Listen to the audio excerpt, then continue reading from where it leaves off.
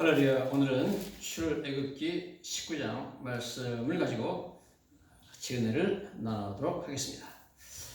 출애굽기 19장은 이스라엘 백성 200만 명이 친히 시내산에 강림하시는 하나님을 만난 엄청난 체험에 대해서 말씀하고 있습니다. 그들은 불 가운데 시내산 꼭대기에 강림하시는 하나님의 그 어마어마한 영광과 위엄을 친히 보았고, 모세와 하나님께서 대화하시는 음성을 직접 들어서 그들은 최초로 하나님의 음성을 직접 듣는 어마어마한 체험을 했던 것을 우리가 성경을 통해서 보게 됩니다. 하나님께서 시내산에 강림하시는 그 모습은 너무나 웅장했고 영광스러웠고 엄청났습니다. 성경은 물론 하나님께서 시내산에 내려오실 때 천지를 지으신 하나님이 산에 이 땅에 내려오시는데 어마어마한 현상들이 일어났던 것을 말씀하고 있습니다. 첫 번째, 굉장한 천둥소리가 났다. 우레소리가 났고요. 번개가 번쩍였고 빽빽한 구름이 산 위에 있었고 나팔소리가 매우 크게 들렸다.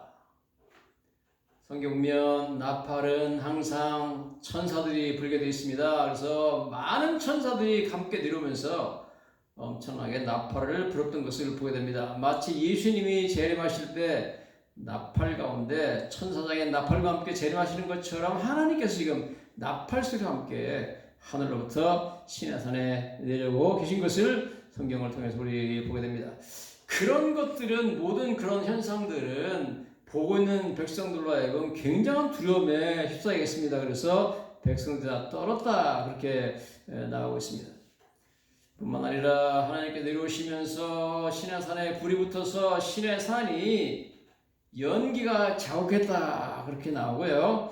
여호와께서 불 가운데 거기 강림하셨다. 하나님께서 하늘부터 내려오시는데 막 불 가운데서 내려오는데 엄청난 불덩어리가 그냥 같이 이렇게 내려오는 것을 보았다는 겁니다. 이스라엘 백성들이 물론 하나님의 얼굴 모습을 보지 못했지만 하늘로부터 엄청난 불덩어리가 내려오는 것을 보았습니다. 그리고 연기가 옹기가마 연기같이 떠오르고 온 산이 진동했다. 산이 엄청난 지진이 일어나가지고 백성들이 지금 산기슭에서 보고 있는데 그 어마어마한 지진을 체험했고요. 두렵죠. 뿐만 아니라 산이 타면서 옹기가마 연기 같은 연기가 막 하늘로 엄청나게 떠올랐다는 것을 말씀하고 있습니다.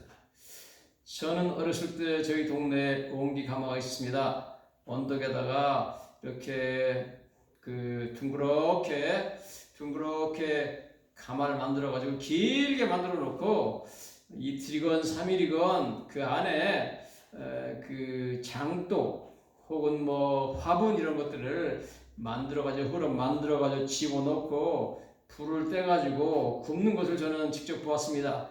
그 만들던 아저씨의 모습도 지금 눈에 선한데요.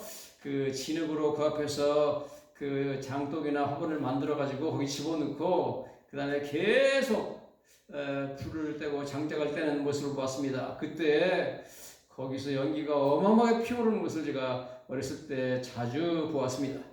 옹기가마 연기처럼 그렇게 연기가 났다 그러면서 나팔 소리가 점점 커질 때, 여러분, 이 천사와 하나님이 하늘로부터 내려오시는데 불덩어리가 내려오면서 나팔 소리가 들리기 시작했는데 그 시내산에서부터 멀리 하늘로부터 오기 때문에 나팔 소리가 작게 들리다가 이제 이 천사와 함께 하나님께서 시내산에 가까이 왔으니까, 꼭대기 가까이 와서 강림하시니까 백성들 가까이 다가오니까 나팔 소리가 점점 커질 수밖에 없죠. 어마어마한 나팔 소리가 들리면서 막 그냥 정말 고막을 흔드는 큰 나팔 소리가 들리면서 하나님께서 시내산에 강림하셨고 모세가 말한즉 하나님이 음성으로 대답하셨다. 그래서 이스라엘 백성들이 최초로 하나님의 음성을 듣는 어마어마한 체험을 했던 것을 성경은 말씀하고 있습니다. 자, 그런데 우리가 여기서 지금 성경을 통해서 보고자 하는 것은 이처럼 하나님께서 이스라엘 백성들을 친히 만나시려고, 그리고 율법, 즉 십계명을 주시죠. 율법을 주시려고 시내산에 강림하시는데, 이 강림하실 때 백성들에게 엄청난 경고를 하십니다. 절대 어느 선 이상 가까이 나에게 오지 말라 하는 거죠. 그래서 성경은 백성을 위하여 주의 경계를 정하여서 어느 선까지만 와서 산 기슭에서 기다리기는 하되 절대 그 위에 올라오지 말라. 만약 올라오면 짐승이건 사람이건 살아남지 못하려 다 죽여버리겠다는 겁니다. 뿐만 아니라 성경은 하나님께서 시내산에 강림하기 전 3일 전에 경고를 하시면서 오늘 내일 이틀간 옷을 빨고 하나님 만날 준비를 하는 겁니다. 옷을 빨아라. 옷도 빨고 죄도 회개하고 몸과 마음을 정하게 하고 하나님 만날 준비를 해라. 그 다음에 여인도 가까이 하지 말아라. 즉 정상적인 부부관계도 하지 말고 하나님 만날 준비를 하기 위해서 너희를 성결하게 하라는 겁니다. 그 다음에 성경 보면 혹시 백성들이 우르르하고 하나님이 시내산에 강림하시니까 하나님 얼굴을 보려고 산에 허락 없이 올라오다가 많이 죽을까봐 하나님께서 산에 올라온 모세를 다시 돌려보내가지고 가서 다시 내려가가지고 백성들한테 절대 올라오지 말게 하라. 그렇게 말하는 것을 보게 됩니다. 그래서 출애굽기 19장에만 보면 모세가 한 번 시내산에 올라온 것이 아니라 3번 올라갔다가 3번 내려오는 얘기가 나옵니다. 자, 예를 들어서 여기 성경 보면 출애굽기 19장 21절에 여호와께서 모세에게 이르시되 내려가서 백성을 경고하라. 백성이 밀고 들어와 나 여호와께로 와서 보려고 하다가 많이 죽을까 하노라. 그래서 경고하라 합니다. 뿐만 아니라 여호와께서 가까이 하는 제장들에게 그 몸을 성결하게 하라. 나 여호와가 그들을 칠까 하노라.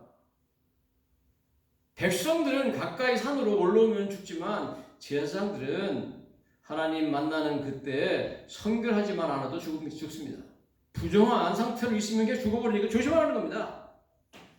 그러면서 모세가 여호와께 이르되 주께서 우리에게 명령하여 이르시기를 산 주위에 경계를 세워 산을 거룩하게 하라 하였은즉 백성이 시내산에 오르지 못하리다. 그러니까 여호와께서 그들에게 이르되 모세에게 이르시죠. 가라. 너는 내려가서 아론과 함께 올라오고 제사장들과 백성에게는 경계를 넘어 나 여호와께로 올라오지 못하게 하라. 내가 그들을 칠까 하노라. 만약 백성들이 올라올지 모르니까 또 내려가는 겁니다. 내려가가지고 다시 경고하라. 만약에 그들이 올라오면 내가 친다는 겁니다. 내가 다 죽인다는 겁니다. 모세가 백성에 내려가서 그들에게 알리니라 이렇게 말하고 있는 것을 보게 됩니다. 그러므로 이처럼 하나님께서 계속해서 강조하고 있는 것은 죄인인 사람들은 하나님께 가까이 나갈 수가 없다는 겁니다. 가까이 오면 죽는 것이고 죄인인 인간이 하나님께 가까이 나오는 것은 불가능하다는 겁니다. 그것을 여러 번 강조하고 있습니다. 죽는다. 내가 그들을 칠 것이다. 이렇게 말씀하고 있습니다. 저와 여러분들은 예수 그리스도의 은혜가 아니면 하나님께 가까이 나갈 수 없는 죄인들입니다. 더러운 존재에 지나지 않습니다. 성경에 보면 이처럼 시내산에 강림하시는 하나님을 만났던 것과 비슷한 사건이 일어납니다. 즉 예수님께서 제자들과 함께 물론 베드로와 야고보와 요한 3명과 함께 높은 산에 올라가서 변화되셨죠. 그것이 우리가 변화산이라고 하는데 변화산에 올라간 체험을 마태복음 17장에 말씀하고 있습니다. 엿새 후에 예수께서 베드로와 야고보와 요한을 데리시고 따로 높은 산에 올라가셨더니 그들 앞에서 변형되어 그 얼굴이 해같이 빛나니 옷은 빛과 같이 휘어졌다. 얼굴은 해같이 빛나고 옷은 빛과 같이 휘어지면서 예수님이 변화됐기 때문에 변화산이라고 하는데요. 높은 산에 올라갔습니다. 거기서 하나님이 그 산에 내려오시죠. 성경 보니까 호련히 빛난 구름이 그들을 덮으며 구름 속에서 소리가 나서 이르되 이는 내 사랑하는 아들이요 내 기뻐하는 자니 너희는 그의 말을 들으라. 하나님의 음성이 들렸습니다. 즉 시내산 기슭에서 200만 명의 이스라엘 백성들이 처음으로 하나님의 음성을 들은 것처럼 베드로와 야고보 요한이 처음으로 변화산에 올라가서 하나님의 음성을 친히 들었습니다. 시내산에 있던 이스라엘 백성들이 두려워 떨었던 것처럼 이 제자들도 두려워 벌벌 떨었습니다. 그때 예수님께서 두려워하지 말라고 그러죠. 제자들이 듣고 엎드려 심히 두려워했다. 그렇게 성경에 나오고 있는 것을 보게 됩니다. 죄인들은 하나님께 가까이 나갈 수 없기 때문에 죄인인 이 제자들이 하나님의 음성을 듣고 하나님이 그 산 위에 내려오시는 모습을 보았기 때문에 두려워 떨 수밖에 없죠. 여러분, 저분들도 마찬가지입니다. 성경은 우리가 하나님께 나갈 수 없고 어떻게 감히 우리가 하나님 보좌 앞에 하나님 계신 천국에 가까이 갈 수가 있습니까? 불가능합니다. 우리는 죄인이기 때문에 더러워서 안 돼요. 예수님께서 십자가에 피 흘리시고 예수님께서 십자가에 들어가실 때 성소의 휘장이 위로부터 찢어져 가지고 둘이 됐다고 했습니다. 성소와 지성소를 나누는 휘장이 갈라져서 그전에는 1년 1차 오직 대제사장만 속죄일 대속죄일에 1년 1차 들어갈 수 있었던 그곳을 이제는 아무나 들어갈 수 있도록 휘장 사이로 새 길이 열려서 하나님께 나아갈 수 있게 된 것을 말씀하고 계시죠. 여러분, 예수님이 십자가에 달리셔서 피를 흘리셔서 저와 여러분들을 의롭게 만들었기 때문에, 저와 여러분들의 죄를 용서했기 때문에 저희들은 예수님 때문에 감히 하나님께 언제든지 가까이 나갈 수 있게 된 줄로 믿습니다.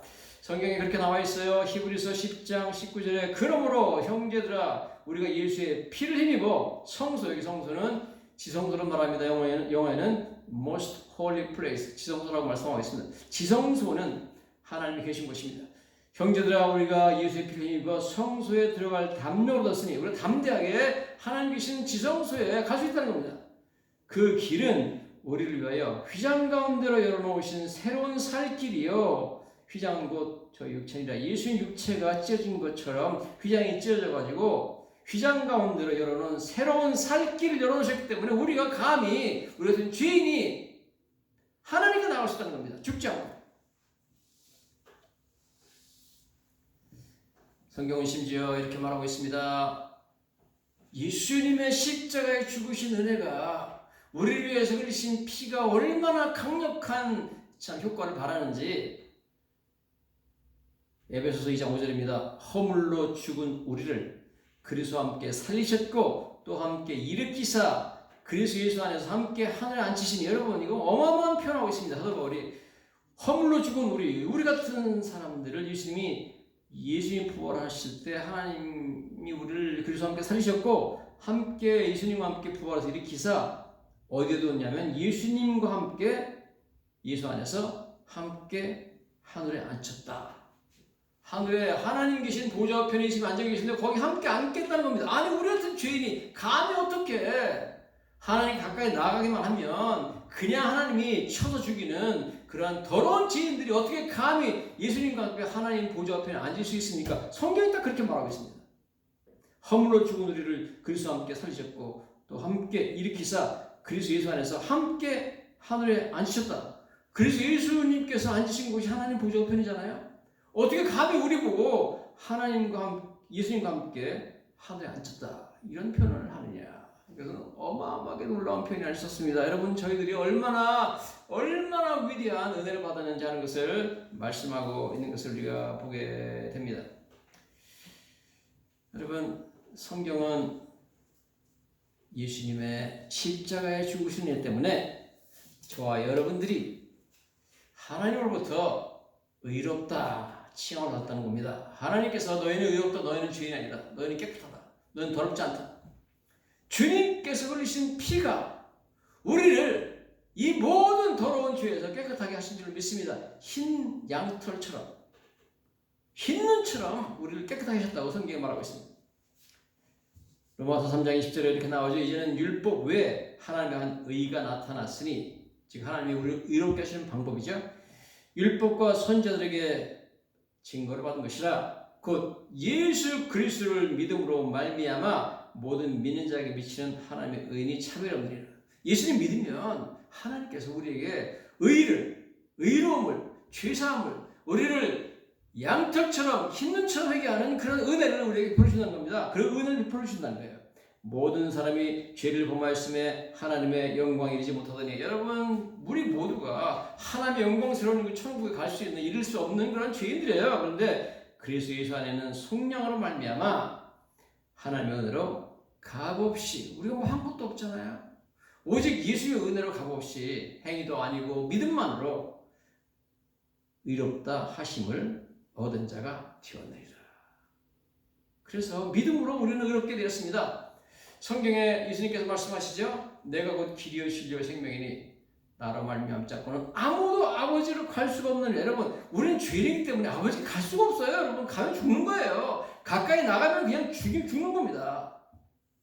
예수님 말씀처럼 내가 길이요 진리요 생명이니 나로 말미암지 않고는 아무도 아버지께로 갈 수가 없다 그랬습니다. 그러나 예수님 때문에 예수님을 말미암아 예수님이 길이기 때문에 예수님이 길을 열으셔서 우리가 예수님을 통해서 감히 우리 같은 죄인이 하나님께 나아갈 수 있게 된 줄로 믿습니다. 여러분 죄인이 더러운 사람이 하나님께 당연히 못 나가죠. 더러운 옷을 입고 심지어 우리가 무슨 뉴욕 시장을 만나러 가지도 못합니다. 더러운 옷을 입고 미국 대통령을 만나러 갈 수는 없습니다. 정문에서 누가 더러운 옷을 입고 대통령 만나러 오겠다고 그러는데 누가 허락하겠습니까? 냄새나고 더럽고 그런 모습으로 나갈 수가 없습니다. 하물며 우주를 창조하신 하나님께 이 더러운 죄와 더러운 모습으로 우리가 어떻게 하나님께 나갈 수 있습니까? 그러나 너무 감사한 것은 우리가 감히 우리 같은 죄인이 예수님 때문에 예수님이 길 되셔서 나로 말미암지 않고는 아무도 아버지께로 올 수 없느니라. 내가 길이요 진리요 생명이다. 아버지께로 나가는 길이라는 겁니다. 아버지께 얻을 수 있는 생명의 길, 진리의 길, 이 길 되신 예수님 때문에 저 여러분들이 오늘 감히 하나님께 나갈 수 있게 됐다는 이 놀라운 사실을 우리는 잊지 말아야 될 줄로 믿습니다. 여러분 하나님께 우리가 나가는 게 당연한 겁니까? 뭐 그냥 우리가 원래 그냥 하나님께 나갈 수 자격이 있었어요? 절대 아닙니다, 여러분. 신의 산 기슭에서 한 발짝이라도 경계를 넘어서 하나님 가까이 올려보려다가는 다 죽어버립니다. 사람이건 짐승이고 살아남은 자가 없으려 했습니다. 살아남을 수 없습니다. 그게 우리들의 모습입니다. 그런 저희들을 흰 눈처럼 희게 양털처럼 깨끗하게 의로운 자로 만들어주셔서 언제든지 은혜 보좌 앞에 담대히 나갈 수 있게 만들어주시는 것은 오직 우리 위해서 피 흘리신 예수 그리스도의 피밖에 없는 줄로 믿습니다. 주님의 피가 우리를 깨끗하게 하셨습니다. 믿는 모든 자를 주님의 피가 의롭게 하셨습니다. 할렐루야. 기도하겠습니다. 살아계신 아버지 하나님 은혜를 감사합니다. 주님의 놀라우신 은혜로 저희 같은 죄인들이 감히 하나님께 나아갈 수 있도록 보내신 것을 진심으로 감사합니다.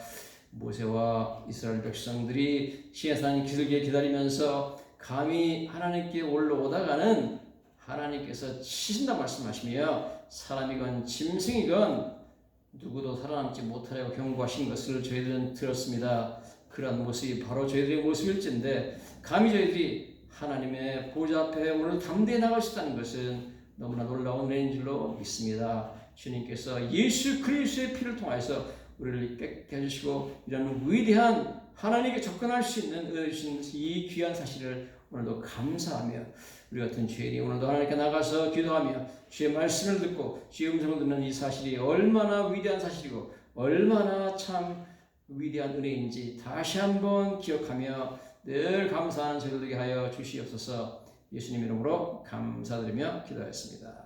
아멘.